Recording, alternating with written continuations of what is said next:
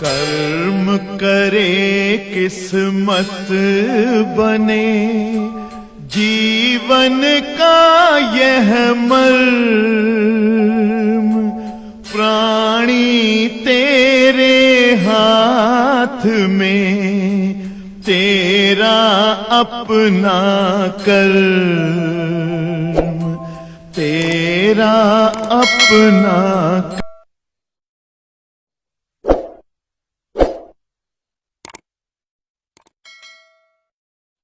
Dear students, today I will teach you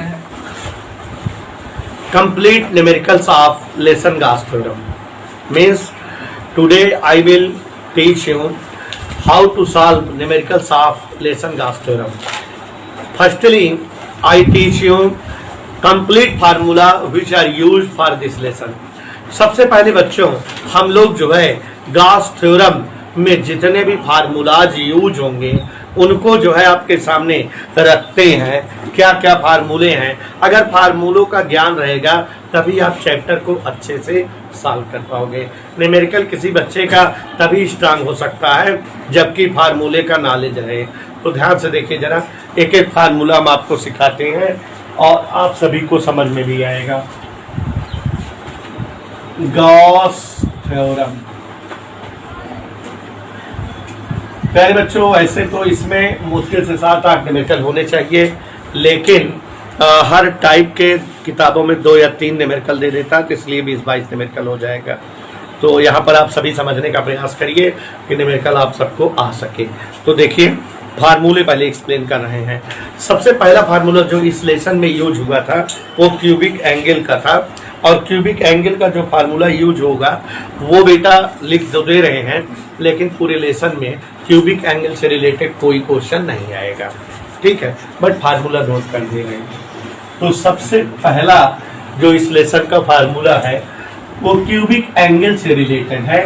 cubic angle हम लोग जैसे पढ़े हैं चैप्टर उसी तरह से फार्मूले डिनोट कर रहे हैं। Cubic angle d omega equal DA cos theta upon r square, ये पहला फार्मूला इस लेसन का। और दूसरा फार्मूला बेटा इलेक्ट्रिक फ्लक्स से है। इलेक्ट्रिक फ्लक्स का जो दूसरा फार्मूला है लिखने जा रहा हूं, इस पर आपको सवालें 2-3 मिलेंगी चैप्टर में।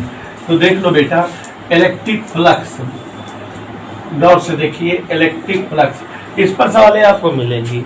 तो इलेक्ट्रिक फ्लक्स फाई से डिनोट करें, phi equal vector E dot vector a, intensity of electric field और एरिया वेक्टर का डॉट प्रोडक्ट। तो आपको अगर वेक्टर ई की वैल्यू दिया रहे और वेक्टर ए की वैल्यू दिया रहे तो आप इन दोनों का डॉट प्रोडक्ट कर देना, आंसर आ जाएगा। या कभी कभी इन दोनों का मैग्नीट्यूड दिया रहेगा तो फिर ये सूत्र लगाना ई ए कॉस थीटा।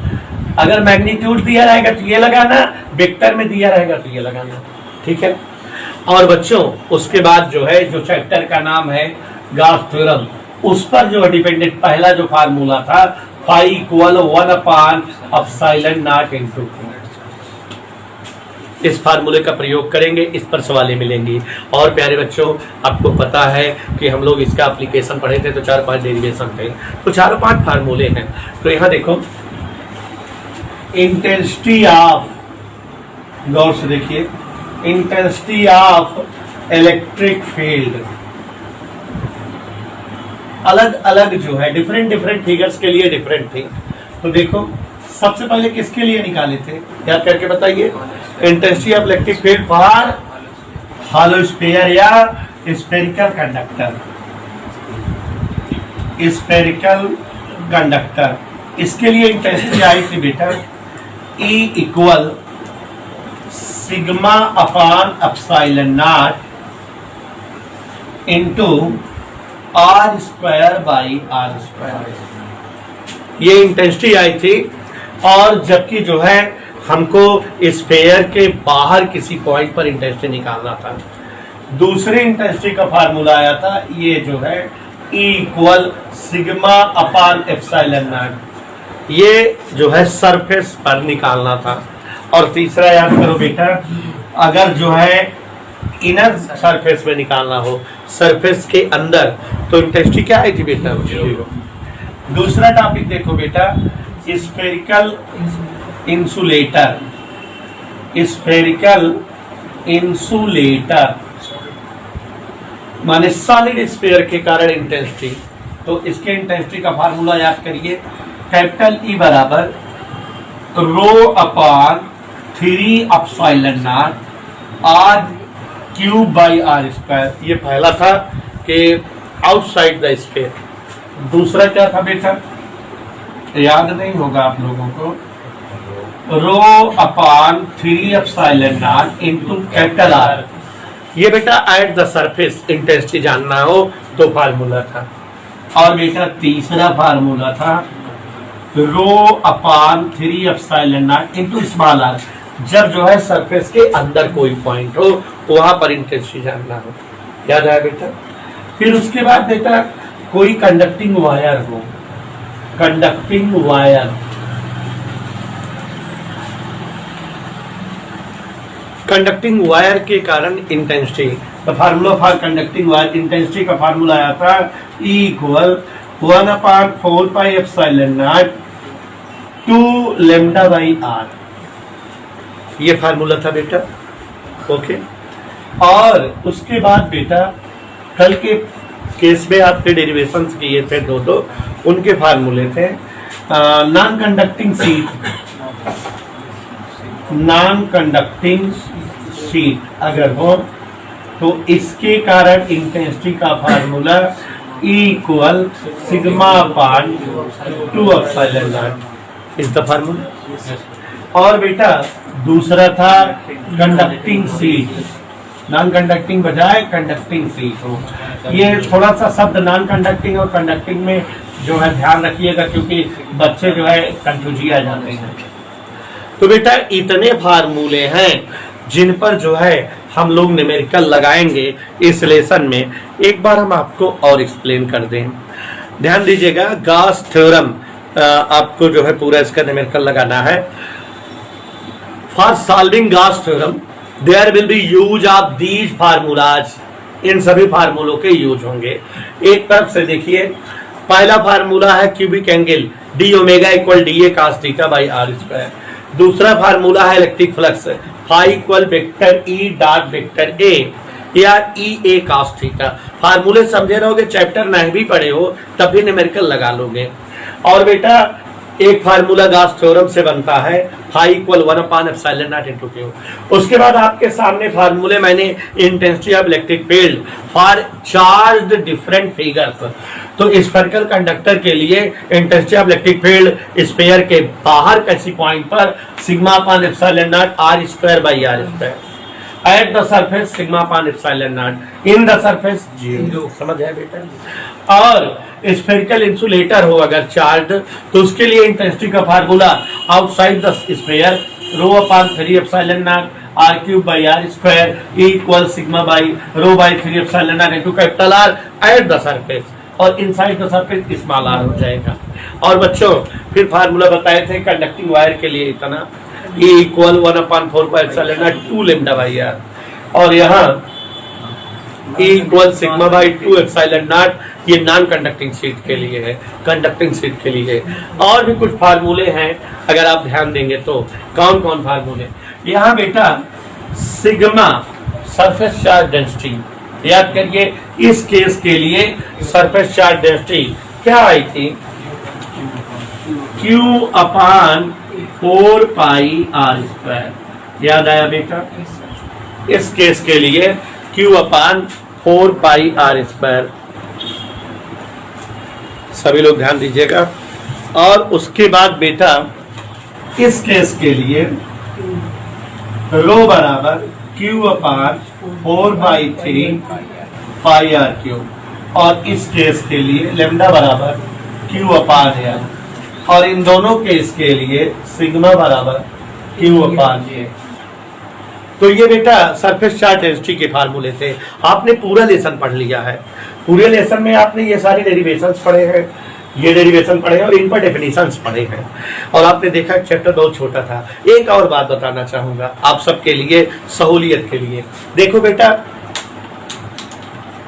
एक बात और बताना चाहते हैं आपकी सहूलियत के लिए, फार्मूले तो पूरे चैप्टर में जितने हैं सब लिख दिया, लेकिन बेटा आपकी सहूलियत ये है कि इस फार्मूले पर सवाल मिलेगी, इस फार्मूले पर मिलेगी, इस फार्मूले पर बहुत ज्यादा मिलेगी, ठीक है, और इस फार्मूले पर सवाल मिलेगी, बाकी कहीं किसी पर सवाल, एक सवाल इस पर भी है किताब में, और कहीं किसी फार्मूले पर सवाल नहीं मिलेगी, ठीक है। हाँ, एक बात और बेटा, हमारे कोरोना के कारण कोर्स में ये हेडिंग पूरी गायब है। हमने आपको जिस दिन चैप्टर स्टार्ट किया था उस दिन आपको बता दिया था कि चैप्टर में कौन सी हेडिंग कोर्स में है और कौन सी हेडिंग कोर्स में नहीं है।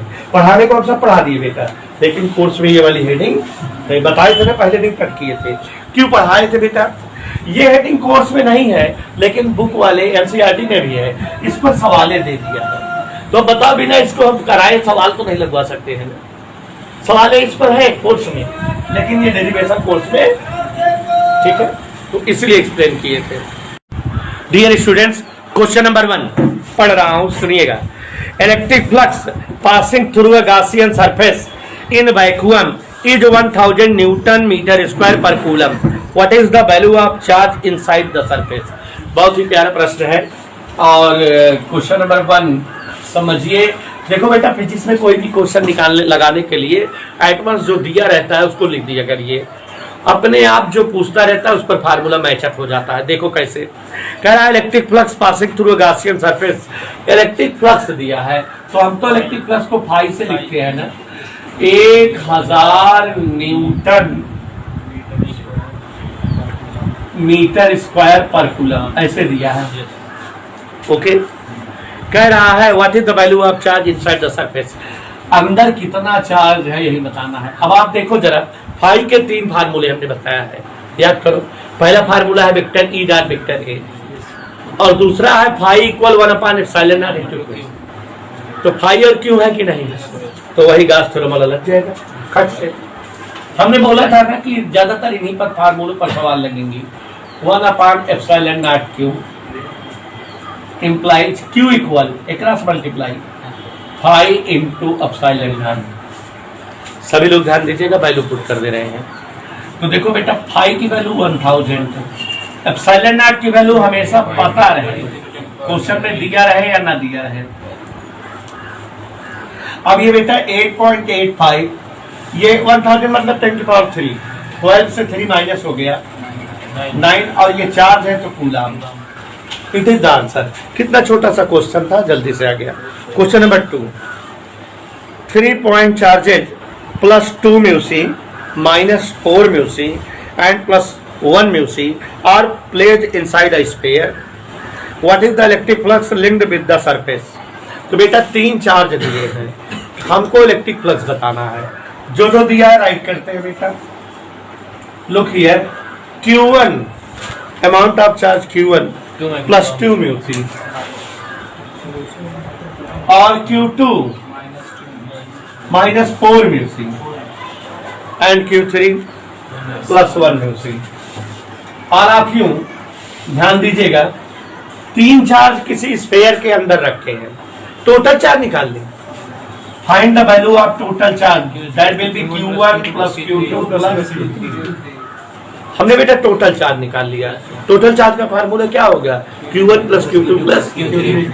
इधर okay, put the values, plus 2 minus 4 plus 1, 2 1 3 minus 1 mu C, which can be written as 1 into 10⁻⁻6 coulomb. हमको बेटा इलेक्ट्रिक फ्लक्स बताना है, इलेक्ट्रिक फ्लक्स इज अननोन। तो देखो बेटा, फाई और क्यू यही वाला फार्मूला।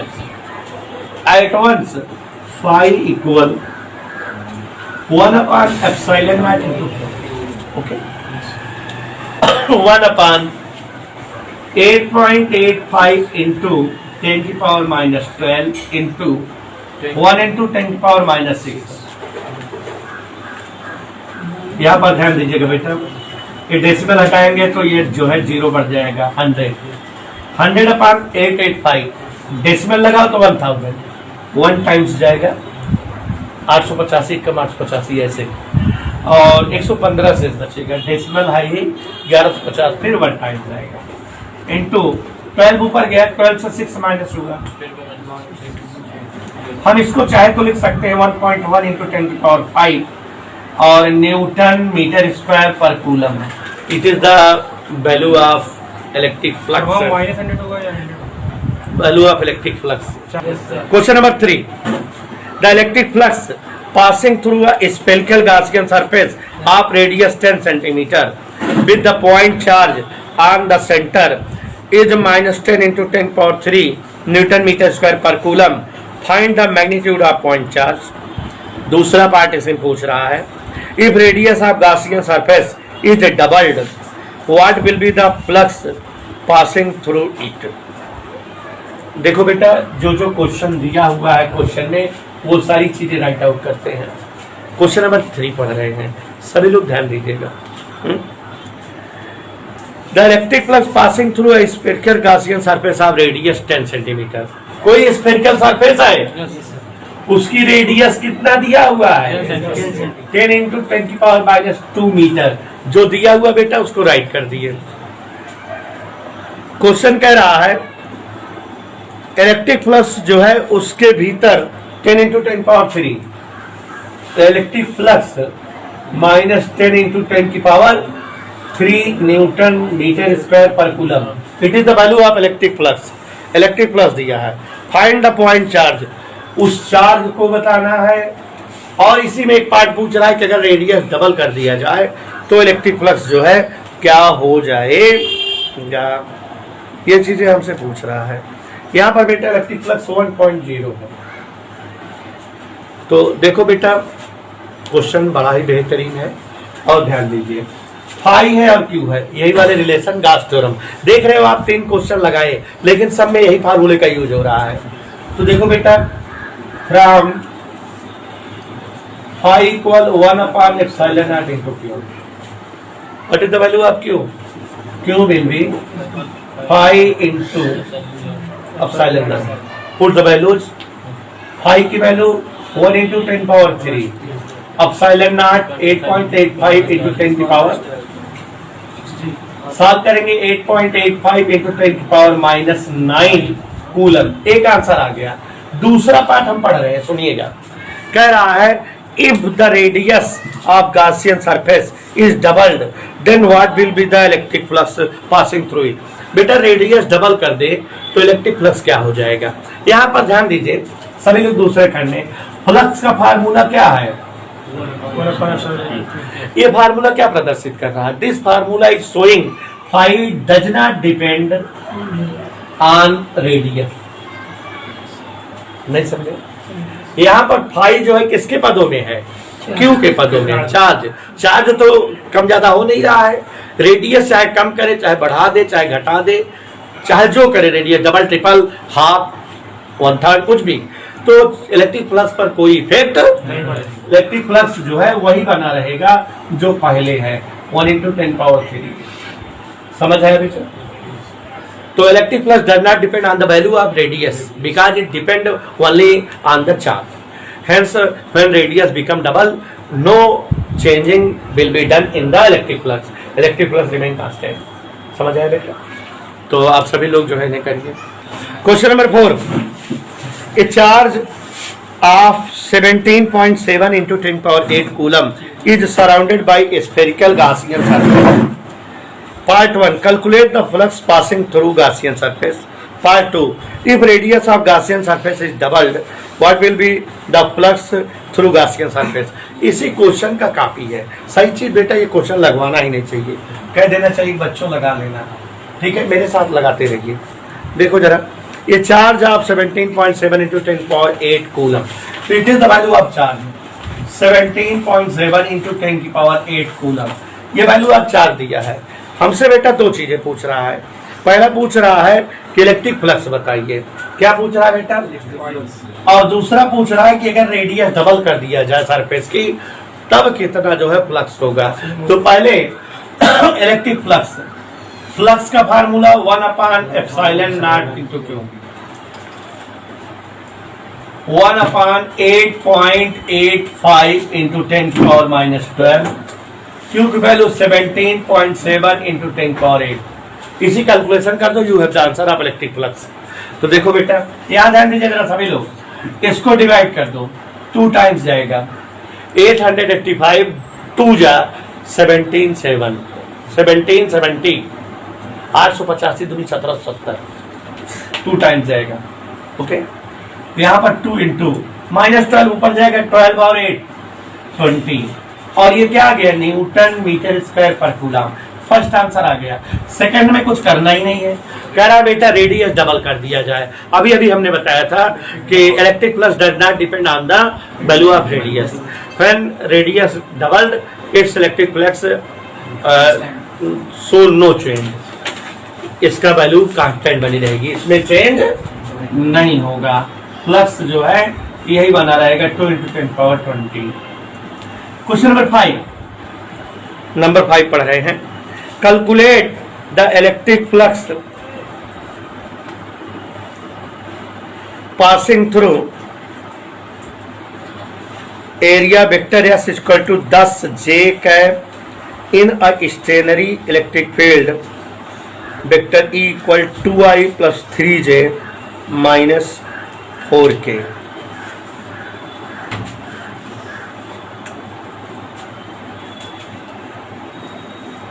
आगे बढ़ते हैं बेटा, यहां पर देखिए जरा, हमको दिया है वेक्टर S दिया 10J कैप।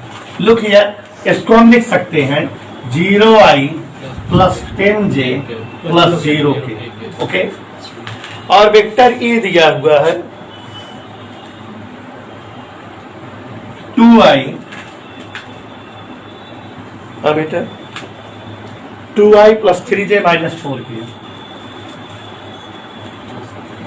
हमको इलेक्ट्रिक फ्लक्स बताना है। आप समझ गए कि जब वेक्टर डिनोटेशन रहेगा तो हमने फार्मूला बताया है आपको, क्या लगाओगे बेटा, electric flux equal vector E dot A, यहाँ पर एरिया को S से लिखा है, मैं तो कर दो 0I + 10J + 0K dot S की वैल्यू नहीं, ये E की वैल्यू थी 2I + 3J - 4K, 0I + 10J, ये से ये 0, 10 × 30, 0, तो 30 यूनिट आ गई। Question number 6, 10 μc charge is placed at the center of a cube of side 10 semi. Find the flux passing through the cube. Part B, one face of the cube. देखो बेटा, कोई cubicle surface है, ध्यान दीजिएगा। इस तरह के question में एग्जाम्पल में भी 2-3 क्वेश्चन दिया है और न्यूमेरिकल में भी 2-3 दिया है। कहीं अगर क्यूब है, उसके सेंटर पर कोई चार्ज रखा है, हमसे इलेक्ट्रिक फ्लक्स पूछेगा, 2 कंडीशन में पूछेगा हमेशा। कहेगा पूरे क्यूबिकल सरफेस से पास होने वाला फ्लक्स बताओ, तुरंत एटवर्स फार्मूला लगा देंगे भाई, 1/2 आंसर आ जाएगा। लेकिन ये जो इलेक्ट्रिक फ्लक्स आया कितने फेसेज के लिए आया है, क्यूब में 6 फेस होते हैं, अप डाउन और 4 वॉल्स, तो ये 6 फेस के लिए आया है electric flux. 1/2 mean complete electric flux आया है, फाइनल इलेक्ट्रिक फ्लक्स। अगर कभी कहे कि एक फेस से जाने वाला फ्लक्स बताओ, तो 6 फेस का ये है, एक फेस के लिए 6 से डिवाइड। तो अगर आपको क्वेश्चन इस टाइप का पूछेगा तो 2 तरह से पूछेगा। कभी कहेगा कि कंप्लीट क्यूबिकल सरफेस का फ्लक्स बताओ, तो मतलब 1/2, और कभी एक फ्लक्स से पूछेगा क्या, एक फेज से पूछेगा क्या करोगे, 6 से डिवाइड कर दोगे। ठीक बेटा, और 2-3 क्वेश्चन है, एक क्वेश्चन करा दे रहे हैं, 2-3 कर लीजिएगा। देखिए क्वेश्चन नंबर 6, 7, 8, 9 एक ही तरह से है। 10 μc charge Q equal 10 μc, 10 × 10⁻⁶ coulomb. It place at the centre of side, 10 centimetre उसकी साइड दी है क्यूबिकल की, साइडोइड का कहीं कोई यूज नहीं होता। Find the electric flux passing through the cube. पहला part, electric flux passing through the cube, क्या फार्मूला होगा बेटा, 1/2 एडवांस आ जाएगा। पूरे सरफेस के लिए होगा, एक फेस के लिए कहेगा जिसको क्या करेंगे, याद रहेगा ना ये चीज। 1/8.85 × 10⁻12 और चार्ज देखो चार्ज की वैल्यू हमेशा माइनस होने से रहती है, कब रहता है। अब इसके पहले वाली सवाल में जो 8 था इसका मतलब -8 रहा होगा। अब यहाँ पर देखो जरा, इसको डेसिमल रिमूव करेंगे तो 1000 हो जाएगा। यहाँ 885, यहाँ 12 ऊपर जाएगा, 12 से 6 माइनस 6, इसको डिवाइड करो बेटा 1.1 आएगा। ये Newton metre square per coulomb, एक आंसर आ गया। दूसरे पार्ट में electric flux passing through one phase, तो देखो इलेक्ट्रिक फ्लक्स पासिंग थ्रू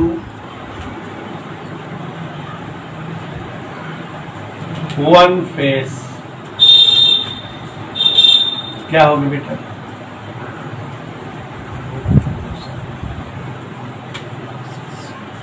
ठीक है ना, यही तो जो फ्लक्स होगा उसको 6 से क्योंकि ये 6 फ्लक्स का है, 6 फेज का, एक फेज का 6 डिवाइड, तो जो आया था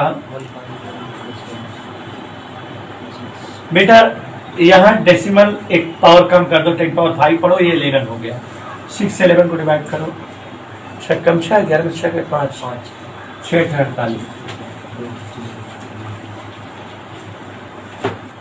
is the answer. Any doubt?